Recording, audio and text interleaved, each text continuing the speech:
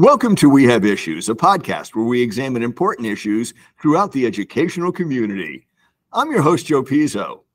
Our special guest today is Stephanie Simpson, the Chief Executive Officer of the Association for Middle Level Education, the premier membership organization helping middle school educators cultivate the potential and possibilities of young adolescents. Under her leadership, Stephanie led the revision of AMLE's landmark position paper on best practice in the middle grades and expanded the text to include student voice and a robust offering of professional development resources. Most recently, AMLE launched an international recognition program to celebrate excellence in the middle grades. Stephanie is a seasoned professional association leader who began her career as a policy analyst at the American Medical Association after earning a JD from Northwestern University, Pritzker School of Law, and a BA in International Studies and Informational Technology from DePaul University. For the purposes of full disclosure now, I have to say to the audience, I am a proud member of AMLE. It is with no reservation whatsoever that I tell you it's an honor to welcome today Stephanie Simpson to this episode of We Have Issues. I'm so honored to have this conversation with you, Joe. Thank you for inviting me, and I'm blushing already. So let's get into the meat of it. I want to talk about the middle grades. Sounds good. You began your career in law, moved on to the field of medicine, and you're involved now in the field of middle level education. And as I said earlier, that is just incredible. Now, for those in the audience who may not know, middle level usually deals with grades 6 through 8, and sometimes it's grades 5 through 9. So our first question, Stephanie, what has brought you to the field of education? So as you mentioned, I started in public policy and have spent my career in the associations field. But when I was working for the American Psychiatric Association, their foundation does a program called Typical or Troubled, which seeks to give educators tools to identify young adolescent behavior that's, really typical, tweens being tweens, and what might need intervention from a medical professional. And I kind of fell in love with that age group, with how important that young adolescent time is. And so when the AMLE role opened up, I jumped at it. I also have several family members who are middle school educators, teachers, and principals.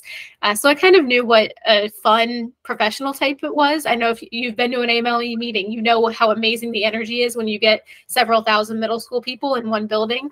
So I really jumped at the opportunity to get to serve these types of educators. Stephanie, when you came into AMLE, you came just as educators across the nation and the world began to deal with the pandemic back in 2019.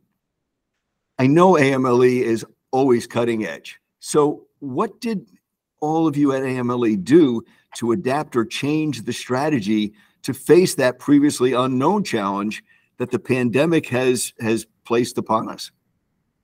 So I actually have, I think, earlier memories than a lot of our American schools have of that Friday the 13th where everything closed down, because I was visiting with our European affiliate and they have a conference.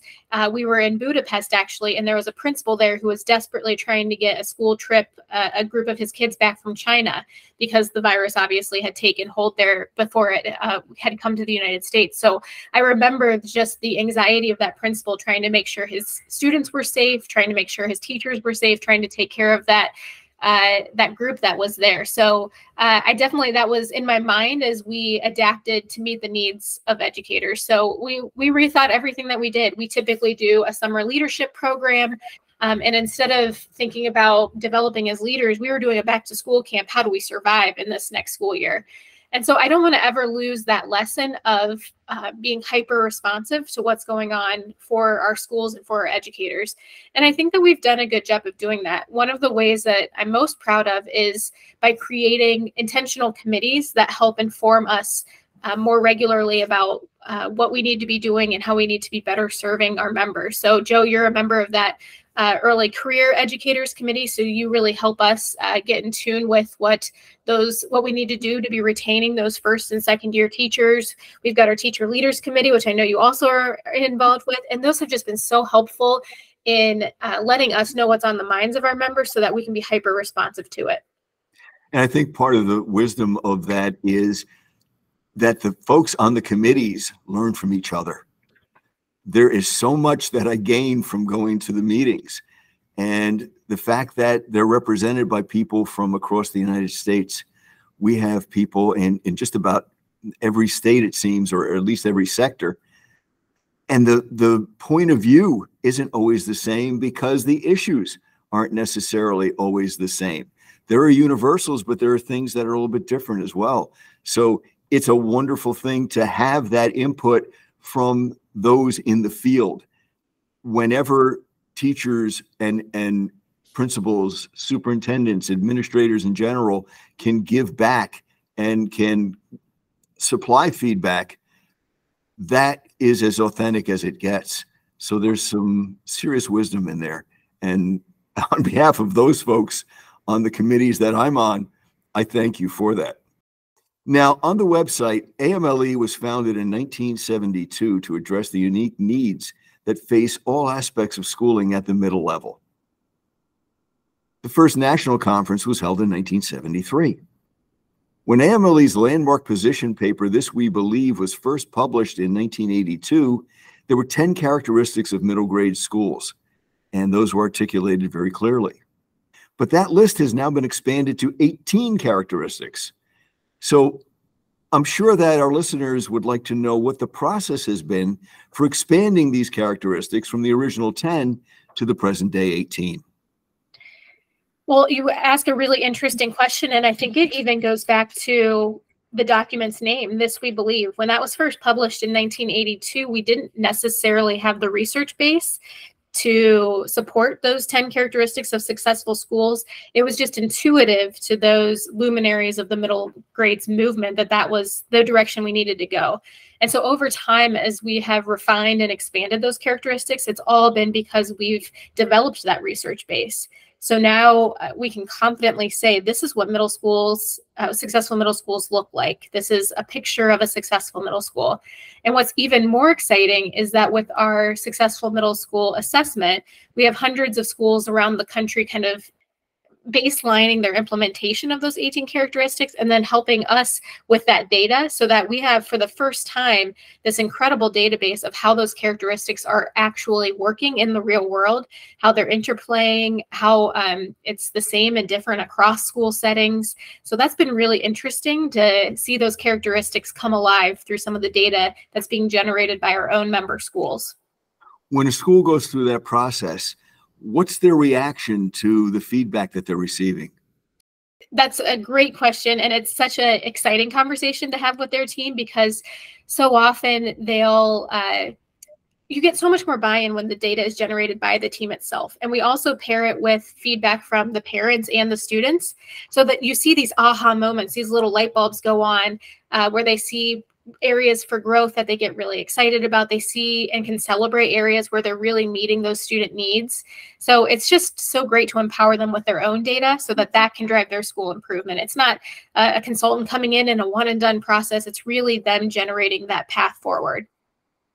Now, I know that AMLE recognizes 5 essential attributes that characterize the successful middle school.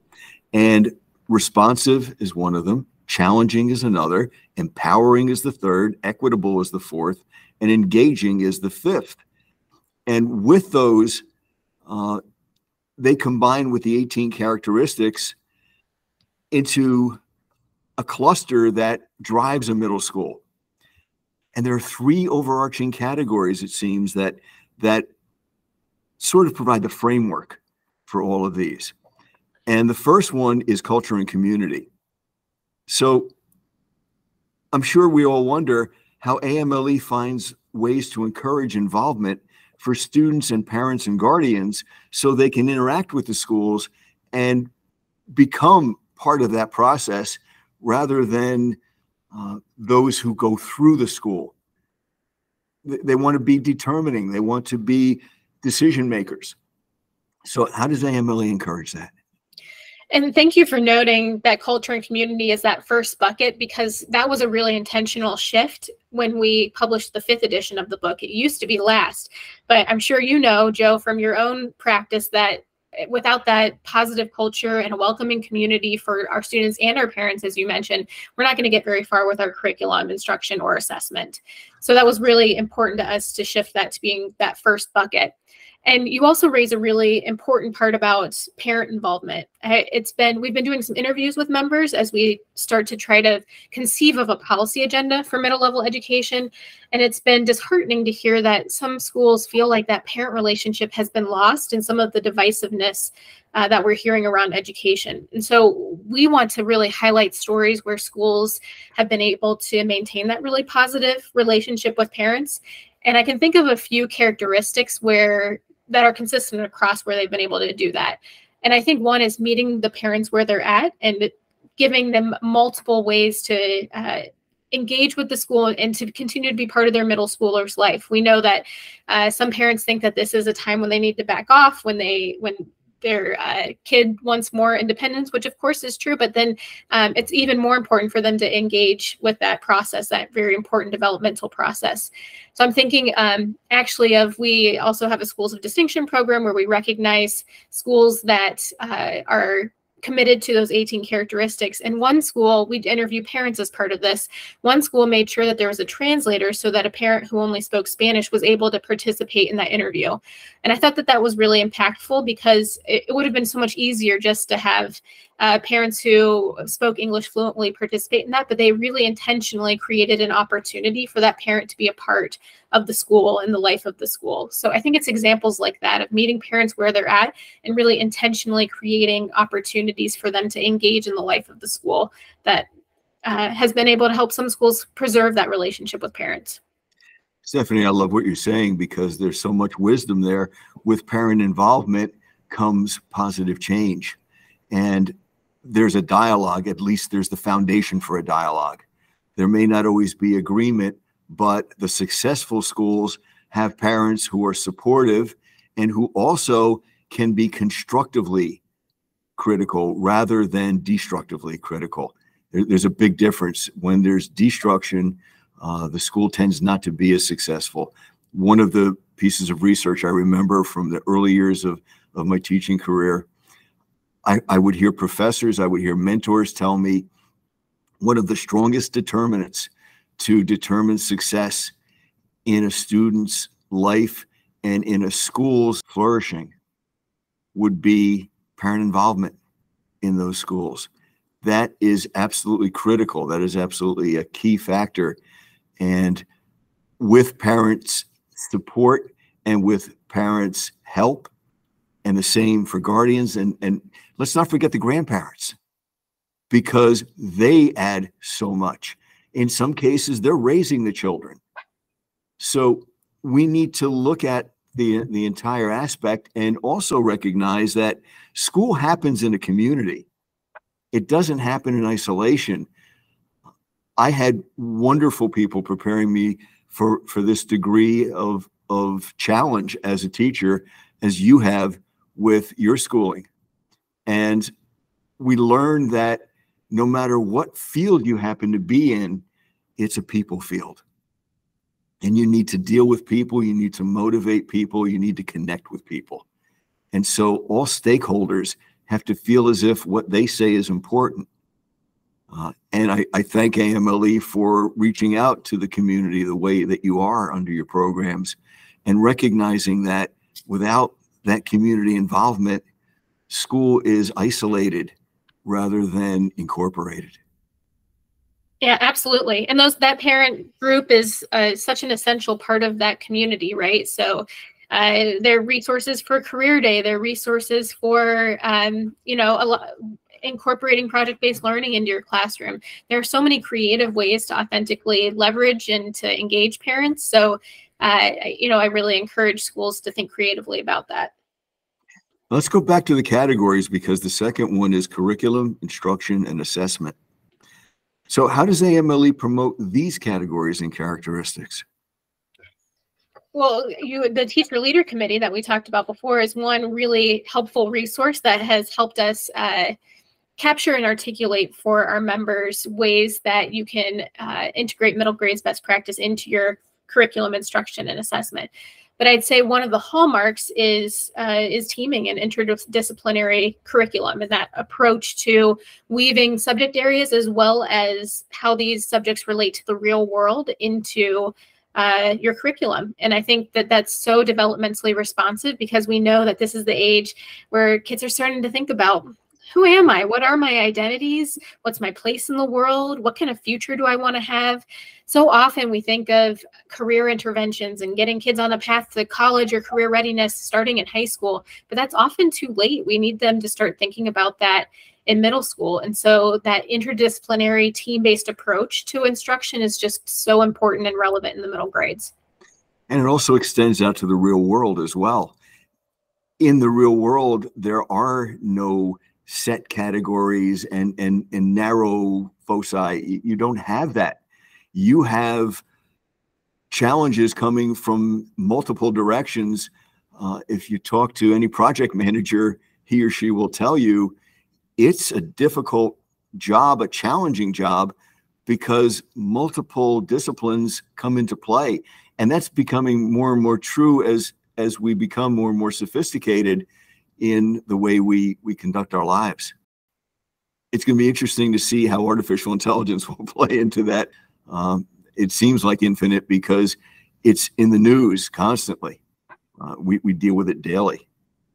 We can't put our heads in the sand, right? Because our students are so connected to that world, to the internet. They live their lives online. So we have to figure out how this, what role it plays in our school, because it's not going to be not present, because they're going to have access to it whether we like it or not.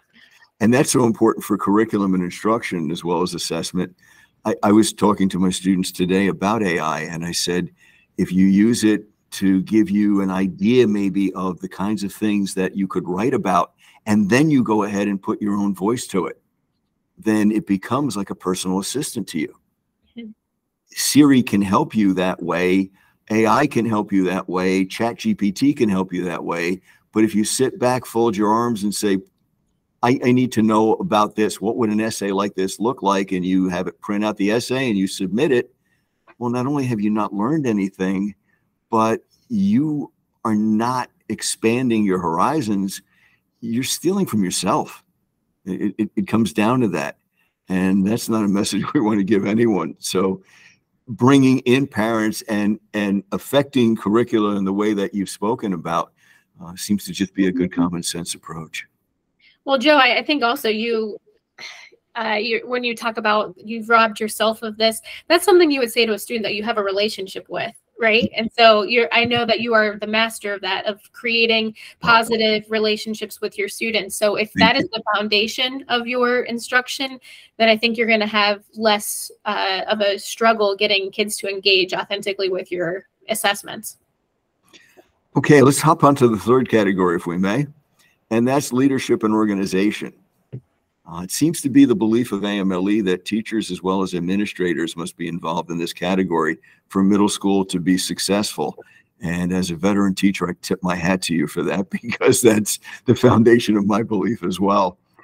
How does AMLE find ways to encourage teachers to not only become part of this process, but to become deeply involved in this process? I think when we think about our national teacher shortage, what I have heard out of some of the data coming out of that is that teachers are sometimes leave the classroom or feel that their only path is through administration, because there aren't opportunities for them to grow within the classroom. And I think we have such an opportunity to retain some of our amazing teachers if we gave them opportunities to grow within their roles and stay in the classroom. So that might be through leading professional development for their school district or for their school teams, giving them opportunities to lead a team, giving them opportunities to contribute to the strategy and the growth and the continuous improvement plan of the school.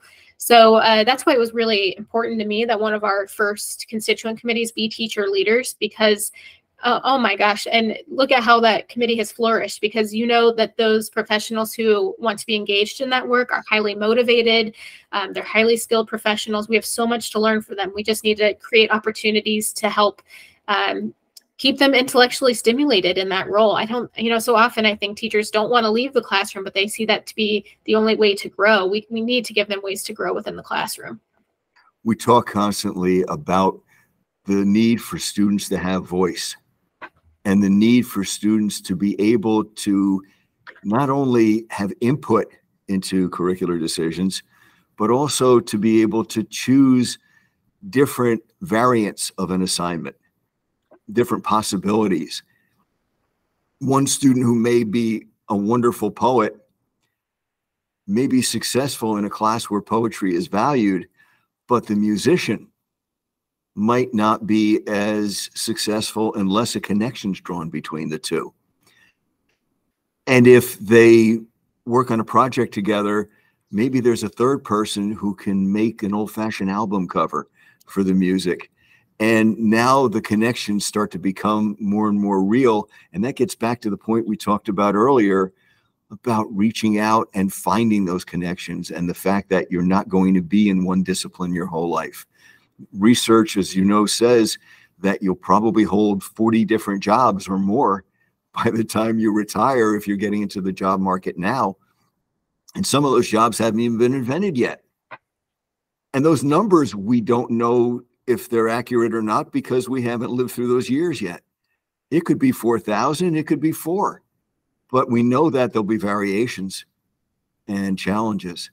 So, yeah, the fact that we prepare students to be good thinkers is important. And with schools that are outstanding, teachers do that. We both know that. And that's as critical as anything. You mentioned the Schools of Distinction program, and maybe we can talk a little bit about that. The website says that the program recognizes and provides a continuous improvement roadmap for the schools who are committed to that middle grades best practice. And I understand that there's a European branch of this, and will you continue to expand? So we have members across the world already, but yes, we continue to expand. I think everybody can benefit from better understanding young adolescents and their development. I remember when I first, in 2019, when I joined AMLE at our Leadership Institute, we had several educators who had come from the Middle East because they were starting to think about how they reshape their schools to be more developmentally responsive to that age group. So kids are kids no matter where they're learning in the world. So I think that the best practices that we employ in the Successful Middle School, this we believe, could be applied in any school. You don't have to have the same funding. You don't have to have the same setting. You don't have to have the same language. We can all benefit from these best practices. Is there a vision somewhere down the road of saying, not only do we have these outstanding schools, but maybe we can have partnerships where a struggling school partners with a school that's successful, or two successful schools can make synergy rather than energy? As usual, Joe, great minds think alike. So that is certainly in the vision. I knew we needed to do this because I kept getting calls from schools that would say, hey, do you have somebody who's got a great advisory program with this, that, and the other characteristic? Or, hey, can you show us a school that really has teaming down? And so I was making these connections individually, but what if we had a database where we could let schools search for what they're looking for and find their own model school that they might want to connect with? So that is absolutely the vision. So in recognizing our second year of schools this year, we're going to launch that database so that any school can have access to what these schools are doing well, and then they connect with them and can see the benefits of it themselves in their own communities. I'm going to follow that up with another question. Is there a vision to reach out to the other professional organizations like the National Council of Teachers of English, National Council of Teachers of Mathematics, and pull together one huge database where people can reach out to connections that other organizations maybe have made that AMLE has yet to make? It's so interesting you say that. As I mentioned before, we're doing these stakeholder interviews to get member feedback about what a policy agenda might look like. And I kind of think of NCTE and NCTM and those other organizations you mentioned having a different focus because we're more about the overarching structures of a middle school and that particular age group, whereas those organizations you mentioned are very subject specific. But members were telling me in these interviews that there's so many connections we can make here because we have this approach to curriculum that can be applied across subject areas. So we need to be making these connections. We need to be sharing these best practices. So it's definitely something that's more on my mind than it even was a few weeks ago. So thank you for bringing that up. I think it's a great idea. There are so many untapped resources in so many areas. When we look at things, we don't always have all the answers, but we can search for those answers through asking the right questions. Okay, so that teacher shortage, I know we've talked a little bit about that before, and we'd like to give more voice. Are there any other ways? Does AMLE have a position that they would take for increasing opportunity, increasing salary, increasing different curricular options for those teachers who feel that they're just not going to continue up a ladder, that teaching is its own end? So absolutely all of the above. And we were really proud to be one of the partners in the initial convening of the National Educator Shortage Summit that happened 2 years ago. And then again, we participated in that work this year.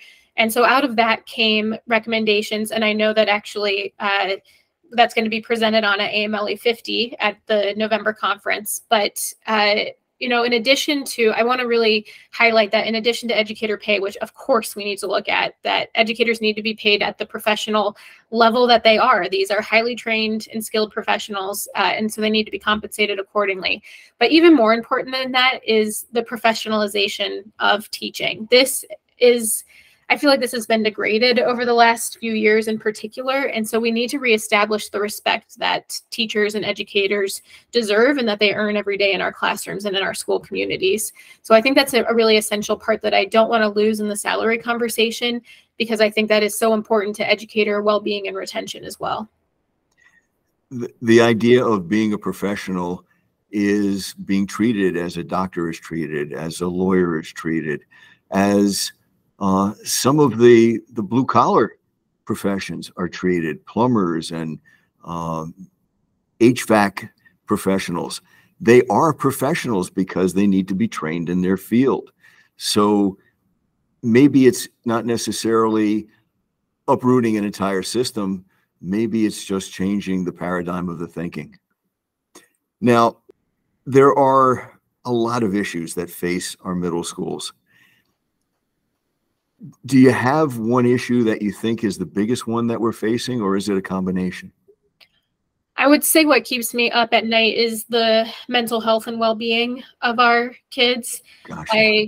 I just heard yesterday about a young person who took their own life at the school, and that was last year. A student in that same cohort had similarly taken their life at school, and it's just, my heart drops when I hear this, but I wish I could say it's isolated to that one story, and it's not. So it's really, I think that is the biggest challenge of our time right now, is to figure out how to support our kids as they've come out of the pandemic with some of these really acute mental health issues that we need to find a way to support them with. I think part of that is, you know, a dearth of mental health professionals in our schools. I know that some of that COVID money has helped get more counselors or maybe social workers into school buildings. So I'm even more worried as some of this ESSER money expires, are some of these roles that were able to be added to schools, are we going to be able to keep them? So that's what keeps me up at night. Would it be possible to create maybe partnerships where hospitals, clinics can start to do some community type work with schools? I know that there are different requirements when you go into a school building than there are when you go into a clinical setting, and fingerprints need to be done and background checks and all those things. But maybe some way a program can be initiated, or a grant can be found somewhere, whether through Pell or one of the many grants that are there, to at least begin a program. where we can start to address this need. Having young lives just being snuffed out in such violent ways is not acceptable. And yeah, it keeps me up at night as well. Those are things that we have to solve. It's not that maybe we'll solve them someday. It's we need to solve them. And yesterday would have been a much better time, but we're not able to do everything every day that we wish to do. But that may be something. And if those out there listening would have any ideas, I'm sure that we would welcome them to share them with us, because the resources in this country of ours are tremendous. We have some of the most highly trained people anywhere in the world. We would just like to use them in the best way we can right now. This is a crisis. It is an emergency, and we do need to make a difference. So thank you for prioritizing that, because it is a high priority. And like you said, I know there are schools doing really good work in this area. I know that there are also children's hospitals thinking about how they're partnering with schools. So there's work being done here, and we're definitely, like you said, interested in hearing those stories and in leveraging those in our own policy work. Now, I'd like to ask you, for someone who may wish to reach out to AMLE and either utilize the resources that they have, or maybe they've listened to something that we've said and it's touched a nerve in a positive way, and they'd like to contribute, or they'd like to be part of the solution rather than being kept up at night as we both are. How may they do so? So as you mentioned, our website is where you can find all of our AMLE resources. So that's amle.org. And we are always welcoming new members to our professional community, more than 35,000 strong now. So, and there's a place for every member at the table at AMLE. So we're always looking for people to get more involved, whether it's serving on a committee like you do, Joe, presenting at our conference, contributing articles, becoming more involved in our successful middle school work. So there's always a way to get more involved with AMLE. Stephanie Simpson, thank you so much for taking time out of your busy schedule to visit with us today on We Have Issues. I'm sure that our listening audience is grateful for the insight you've provided into the challenges that all middle-level educators and all members of the middle-level community and family face as we seek to create the best opportunities for our students. It's always a pleasure to get to talk with you, Joe. Thank you again for inviting me to this conversation. The pleasure is mine, Stephanie. Thank you. Well, that concludes this episode of We Have Issues, where we examine important issues throughout the educational community. I'm your host, Joe Pizzo. Have a wonderful day.